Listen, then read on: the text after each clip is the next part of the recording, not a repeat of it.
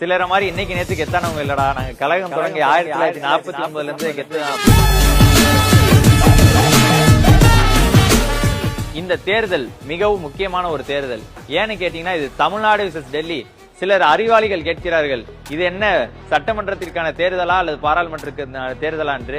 ஏன் தமிழ்நாடு விசஸ் டெல்லினா, அதிமுக ஒரு கூட்டணி வச்சிருக்காங்க, என்டிஏ கூட்டணி. அந்த கூட்டணியோட பேச்சுவார்த்தைக்கு இப்ப நம்ம கட்சியில இணைந்தவங்க எல்லாம் எங்கே வந்தாங்க? காங்கிரஸாக இருந்தாலும் சரி, தேசிய முற்போக்கு திராவிட கழகமா இருந்தாலும் சரி, எல்லா கட்சியும் அண்ணா அறிவாலயத்திற்கு வந்து அந்த கூட்டணி பேச்சுவார்த்தை என்பது நடைபெற்றது. ஆனால் எந்த கட்சி எவ்வளவு தொகுதியில் நிக்கணும், இந்த என்டிஏ கூட்டணி முடிவு செய்யற இடத்துல யார் இருக்கு? டெல்லி இருக்கு. 2014 இந்த பாஜக அரசு பதவியேற்றதிலிருந்து தொடர்ந்து தமிழ்நாடு வஞ்சிக்கப்பட்டே கொண்டிருக்கிறது.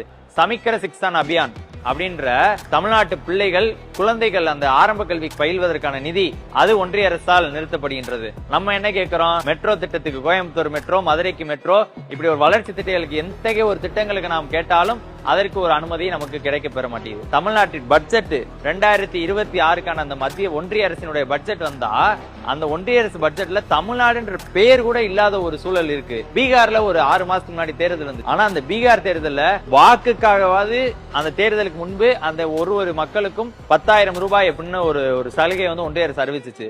ஆனா தேர்தலுக்காக கூட நமக்கு எந்த ஒரு நன்மையும் செய்ய இந்த பாஜக அரசு, என்டிஏ கூட்டணி தொடர்ந்து நம்மை தமிழ்நாட்டை வஞ்சித்துக் கொண்டிருக்கிறது. இந்த டெல்லிக்கு 2026 தேர்தலில் தமிழ்நாடு நோ என்றுதான் சொல்லுவோம்.